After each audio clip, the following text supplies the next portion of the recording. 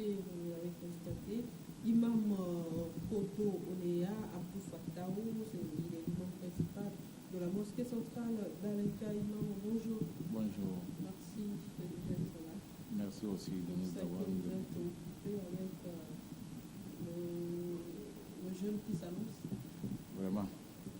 Vraiment, le jeûne s'annonce vraiment à grands pas. C'est quand déjà le 23, le 22 C'est nous, pour le jeûne là, on n'a pas une date fixe. Comme nous jeûnons compte tenu du croissant. Si le 22, dans la soirée, on voit le croissant dans le ciel, le 23 on commence. Dans le cas contraire, le 23, parce que Chaban, le mois lunaire dans lequel nous sommes, doit finir. C'est le 9 ou 30, comme d'habitude. C'est pour cela nous n'avons pas un jour fixe. On recommence tel jour, entre le 22 ou le 23. Ça dépendra du croissant. La lune. Et si le croissant, c'est le 25? Non, ça ne peut pas aller 25. Parce que nous comptons ce mois. Le 30 de ce mois, à partir du 1er en même temps, on commence. Il n'y a plus à faire d'attendre le croissant. Alors, pourquoi parler du mois béni de Ramadan au lieu de dire le mois de Ramadan? Le mois béni de Ramadan, c'est un mois que le Tout-Puissant a béni.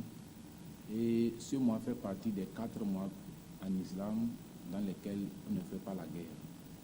Ça dit déjà, oui. Quand il y avait autant de conquêtes, quand Ramadan arrive, tout le monde dépose ses armes, ses épées. C'est un mois d'adoration. Et après on continue. Pourquoi arrêter et repos? Non, la toute chose, il y a le repos. Dieu a béni ce mois dans les 12 mois. Comme il a béni vendredi chez nous, dans la semaine. C'est comme ça aussi il a élevé certains de ses serviteurs, de ses créatures.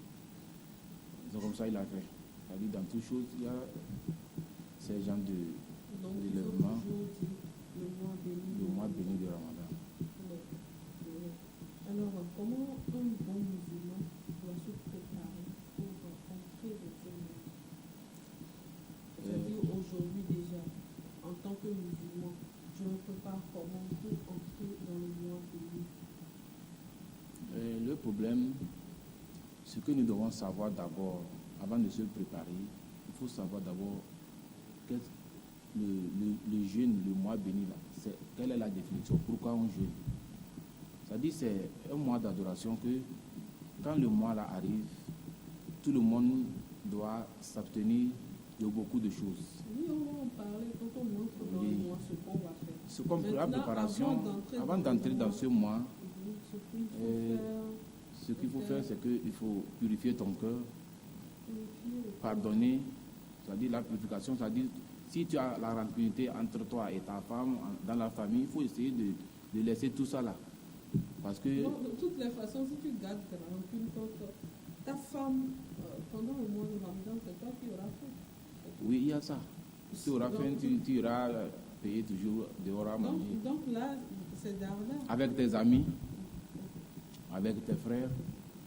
Et il faut essayer de contacter ceux-là que tu as coupé les contacts depuis. C'est-à-dire, essayer de t'approcher à Dieu, quoi. Et de t'approcher aux serviteurs aussi, à tes frères, dans le boulot, n'importe où. Être au moins sain. Savoir qu'au moins aujourd'hui, je ne suis pas en rancunité avec quelqu'un et je me prépare pour commencer le mois béni de Ramadan. Ce n'est pas payer à manger des choses, non. Parce que c'est un mois d'adoration. Et de la plus forte raison, c'est un mois aussi même où on ne mange pas comme d'habitude. Il faut diminuer le manger. Et justement, après avoir préparé tout ça, quand on entre dans le mois de Ramadan, comment on se comporte? Le jeûne d'abord, c'est quoi chez vous? Le jeûne chez nous, comme j'ai voulu le dire au début, nous allons passer par sa définition d'abord. Le jeûne. Quand on dit le jeûne, c'est le fait de s'abstenir de manger et de boire, des relations sexuelles. Et des relations sexuelles. Pendant un mois? Non, attendez. C'est pas pendant un mois. Hein. Ah, d'accord. Je dis, c'est le fait de s'abstenir de boire, de manger, des relations sexuelles. Et de toute autre chose choses qui pourraient rompre le jeûne, du coucher du soleil, c'est-à-dire du lever du soleil au coucher du soleil. Ah, donc après, La nuit, tu es libre de faire ce que tu veux. Il y a pas de souci. Avec l'intention d'adorer Dieu. Tu peux laisser tout ceci. Si tu n'as pas l'intention que tu adores Allah, ce n'est pas le jeûne. Là-bas aussi, l'intention joue un rôle très très capital. L'intention, tu as dit, tu t'abstiens de manger, de boire, avec des relations sexuelles, de toute autre chose qui pourrait rompre le jeûne, avec l'intention d'adorer Dieu. Parce que tu as laissé tout ça là à cause de l'adoration de Dieu. Et c'est ça qu'on appelle le jeûne. À partir de 4h50 comme ça, c'est-à-dire du petit matin à l'aube, à partir de l'aube, tu cesses de manger jusqu'à 18h. Après, tu peux manger, boire, faire les rapports sexuels. Jusqu'au petit matin encore. Les jeunes aussi, ou bien c'est juste les personnes mariées? Non, c'est toute personne mature. Non, personne mariée, tu n'es pas marié, on parle de relations sexuelles. Chez nous, tu n'es pas marié, on ne parle pas de relations sexuelles. Ah bon? Oui. Ah. Tu n'es pas marié, les relations sexuelles sont interdites pour toi. Non, c'est comme ça. Dans le Coran ou dans la vie réelle? Dans la vie réelle, dans le Coran. Dans la vie réelle, dans le Coran. Si quelqu'un le fait, c'est son problème. C'est un péché contre pour lui. Si vous comprenez. Donc vous savez que les gens le font. Ah, j'ai dit, si les gens le font, oui, si les gens le font, c'est leur problème. Mais ce n'est pas moi. Moi, je ne peux pas dire que les gens font parce que je n'ai pas vu quelqu'un en train de faire. On ne voit jamais ça. Alors, comment se comporter en bon musulman pendant qu'on est en train de jeûner, avec la définition que vous avez donnée? Oui. Le comportement d'un jeûneur, de quelqu'un qui est en état de jeûne, commence d'abord par, nous avons les hadiths du prophète sallallahu alayhi wa sallam qui ont défini cela. Si jamais quelqu'un, tu dois être pur, être quelqu'un qui t'approche de Dieu beaucoup, donner, si tu as les moyens, recevoir si tu es dans le besoin, et si jamais quelqu'un te taquine, te provoque, le comportement d'un jeûneur, c'est de dire, moi je suis en état de jeûne. Quelqu'un peut se pointer devant toi, il veut la querelle, il veut des problèmes. Donc c'est l'occasion de provoquer un peu le musulman. C'est-à-dire un musulman, je guettais un musulman depuis. Il est en carême, c'est l'occasion pour moi de lui régler ce compte rapidement. Tu vas lui régler ce compte. Est-ce que la nature va te régler le compte aussi? Oui. Pourquoi l'attendre? Parce que quelqu'un, tu viens, tu lui provoques, il te dit non. Je ne veux pas de provocation. C'est parce que j'attendais le moment pour lui régler ses comptes, je ne trouvais pas. Non, si c'est comme ça, il y a la défense. Il va se défendre. Ce n'est pas parce que je suis en état de jeûne, tu veux me couper la tête, je vais dire que je suis jeûneux jusqu'à ce que tu... Non, légitime défense. Je dois me défendre. Et après, la personne ira payer. Et elle va l'accepter. Par exemple, je suis en état de jeûne, tu me vois en chemin, tu me provoques, je dis je ne veux pas, jusqu'à ce que tu commences à tirer. Par exemple, tu me donnes une gifle. Je ne vais pas te répondre, je vais te dire 2, 3, continue. Ah, ça, on ne peut pas t'expliquer. Ça dit ça automatiquement, la réponse est automatique. Alors, à partir de quel âge l'enfant peut commencer par jeûner? Ou bien, je formule ma question autrement. Quel est l'intervalle de l'âge? C'est-à-dire, c'est de 10 ans à 70 ans, c'est de 5 ans à 40 ans. Quel est l'intervalle? Chez nous, quand on dit que quelqu'un est majeur, ce n'est pas avoir 18 ans. Tu sais, je vais t'expliquer un peu. En islam, le jour, quand on te met au monde, tu as 5 ans, 6 ans, 7 ans.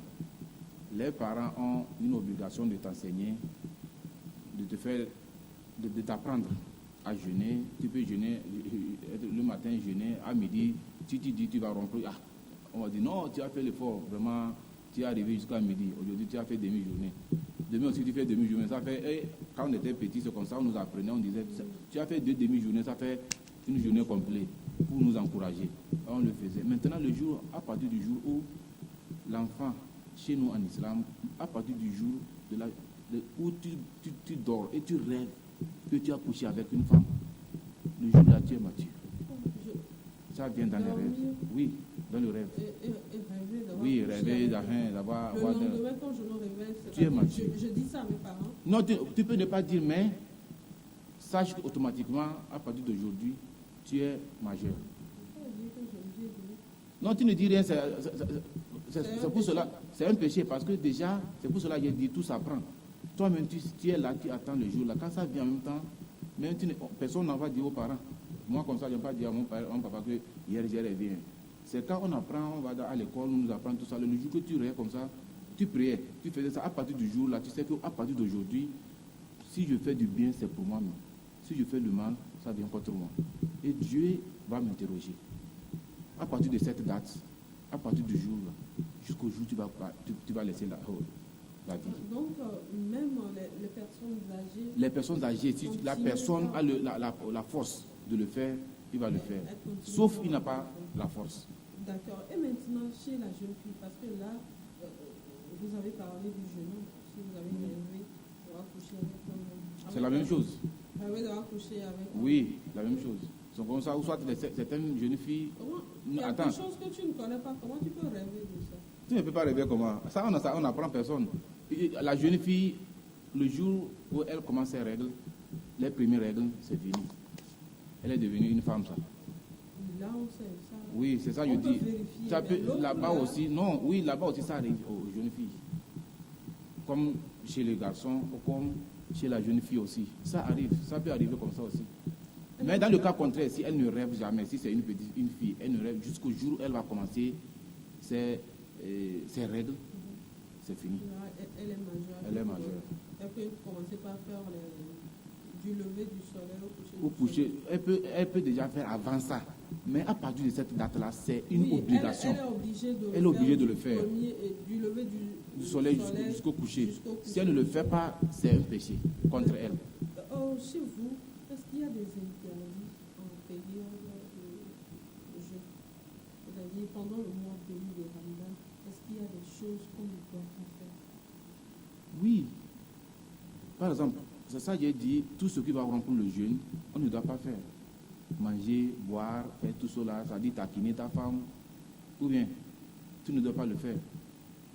À part ça, les interdictions, ce n'est pas parce que Ramadan est venu, il y a des interdictions supplémentaires dans la vie des musulmans. Non, les interdictions qui existaient avant Ramadan, c'est les mêmes. Sauf que Ramadan vient pour nous apprendre encore davantage. Pour nous apprendre. Parce qu'avant Ramadan, il y avait des interdictions qu'il ne faut pas approcher. Ou bien, quand Ramadan vient maintenant, c'est ce qui doit gâter ton jeûne qui sont des interdictions supplémentaires.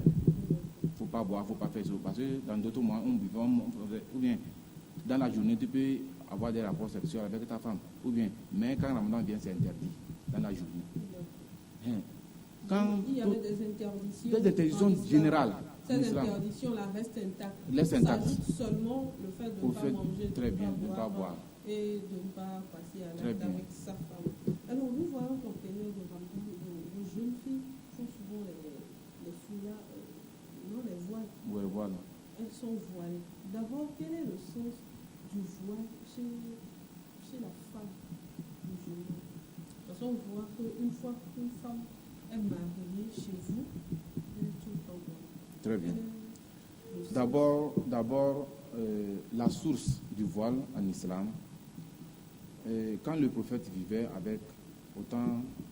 à son temps, il n'y avait pas, la femme pouvait se voiler, mais pas se voiler aussi. Mais il y a eu un temps, quand les femmes vont au marché, non voilées, il y a les bandits, les coupeurs de route qui leur coupent dans le Sahel.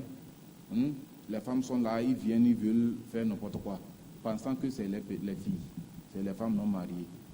Elles sont venues dire ça au prophète, sallallahu alayhi wa sallam, et Dieu l'a enterré. Maintenant, si ce sont les filles non mariées, est-ce qu'on a besoin de faire ça? Oui, on a besoin de faire ça, parce que la femme en islam, c'est comme un œuf. Elle ne doit pas être disposée. Il faut protéger ça.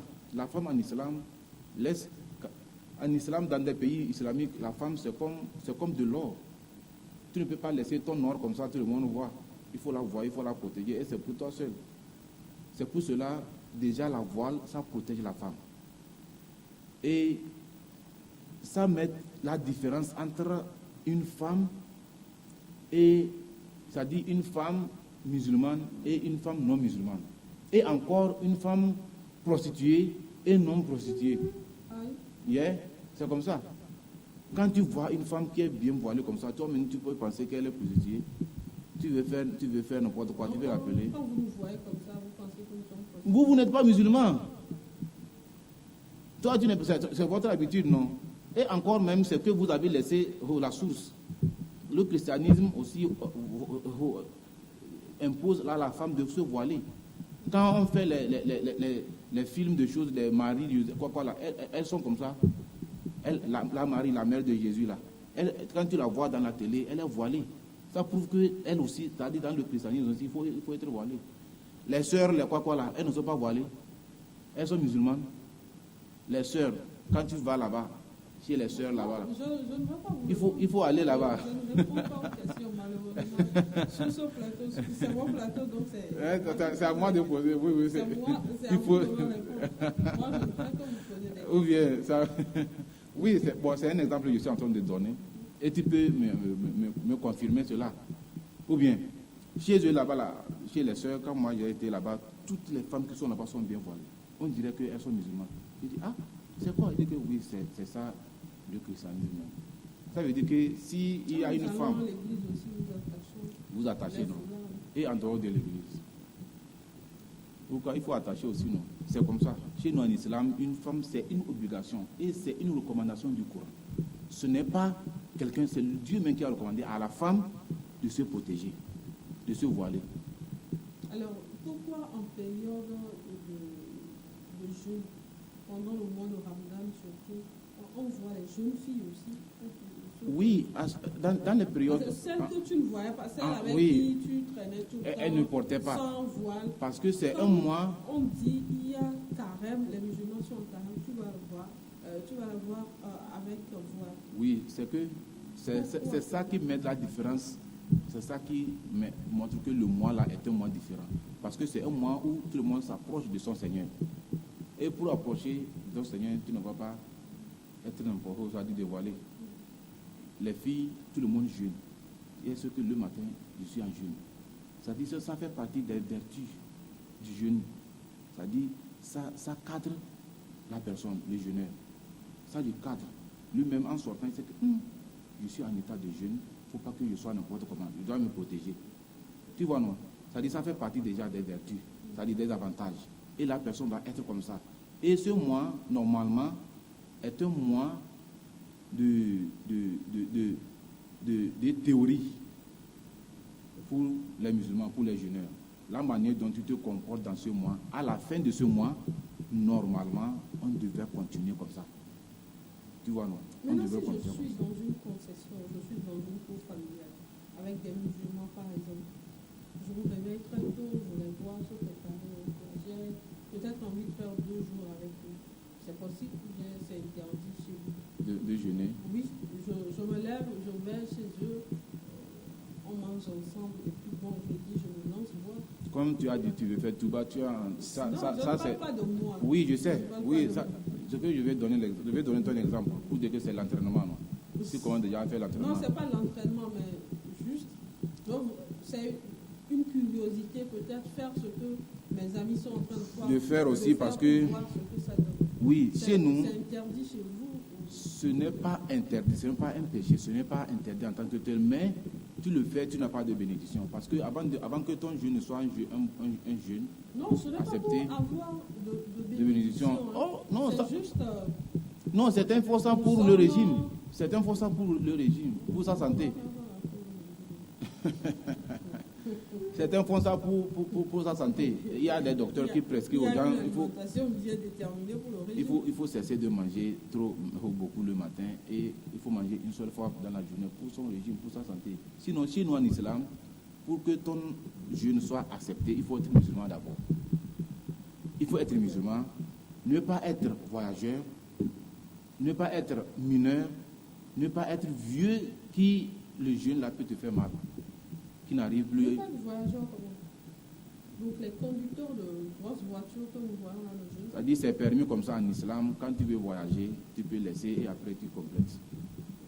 C'est une permission que Dieu nous a donnée. Alors nous voyons qu'en période de jeûne ou bien dans le mois de Ramadan, il y a des dons par-ci, par-là. Pourquoi c'est obligatoire qu'en période de jeûne, on doit faire des dons dans les mosquées ou bien ce sont des coïncidences?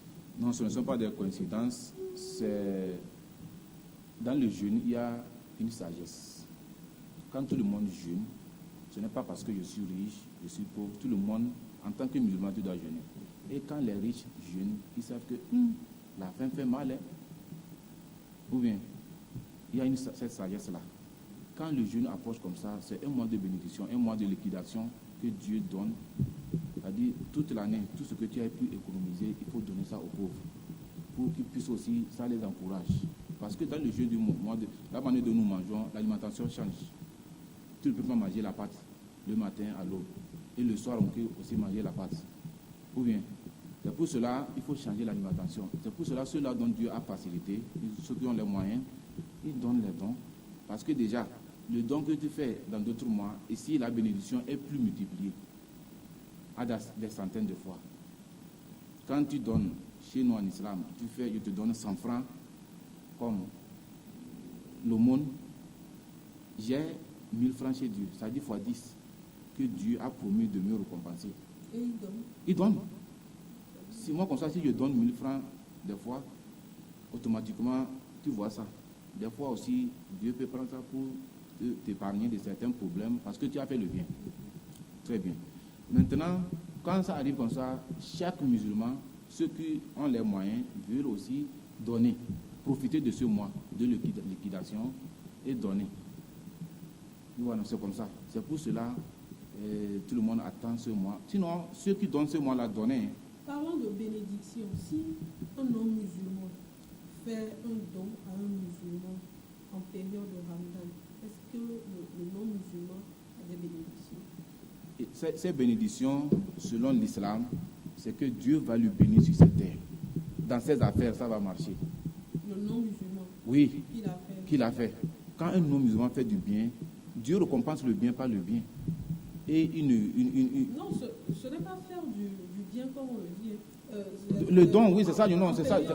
Ramadan. Par exemple, le soir, quand vous passez devant les mosquées, excusez-moi, c'est parce que je suis dans un quartier beaucoup musulman que je vois ça. Vous voyez des gens venir avec des glacières, venir avec des fûts et autres là, qu'on met devant les mosquées. Si un non-musulman, le soir, vient aussi donner de la bouillie, du jus et autres là, dans cette mosquée-là, est-ce que le non-musulman aura la bénédiction que le musulman a fait en donnant ça? C'est ça j'ai dit. Chez nous en islam, il y a 3 manières de bénédiction. Quand tu fais un don, c'est-à-dire la récompense est variée à 3 étapes. Premièrement, Dieu peut en même temps te récompenser ça, en même temps toi-même tu vois. Deuxièmement, ça peut être à la longue, à long terme. Tu as fait le bien aujourd'hui, dans 5 ans tu reçois ça. Ou soit, Dieu ne te donne pas ici, dans l'au-delà, il va te récompenser. Maintenant, le don musulman, quand il fait un don à un musulman, et même si c'est à un non-musulman, ce n'est pas parce qu'il a fait à un musulman. Dieu, comme ça, tu me fais un don, ou soit tu fais un don à quelqu'un, Dieu, tu as 2 étapes que Dieu peut te récompenser. Il peut te récompenser en même temps. Toi-même, tu vois, ou soit dans la vie future, il te récompense. Ou soit tes enfants vont recevoir cette bénédiction. Alors, Imam, nous arrivons malheureusement à la fin de notre entretien. C'était vraiment intéressant. Je ne voudrais pas que ça se termine, mais le temps est contre nous. Un mot à l'endroit de tous ces musulmans qui vont démarrer entre le 22 et le 23 le jour. Si j'ai un mot à donner à l'endroit des serviteurs qui attendent impatiemment le mois, c'est pour les souhaiter bon jeûne du mois de Ramadan et que Dieu le Tout-Puissant exauce nos prières, notre jeûne, et que ça soit un jeûne que le Tout-Puissant a béni et il a exaucé. Et aussi, mon mot aussi, c'est de profiter de l'occasion pour dire à toute la communauté togolaise, parce que cette année, les chrétiens aussi sont en carême. Ça se termine bientôt.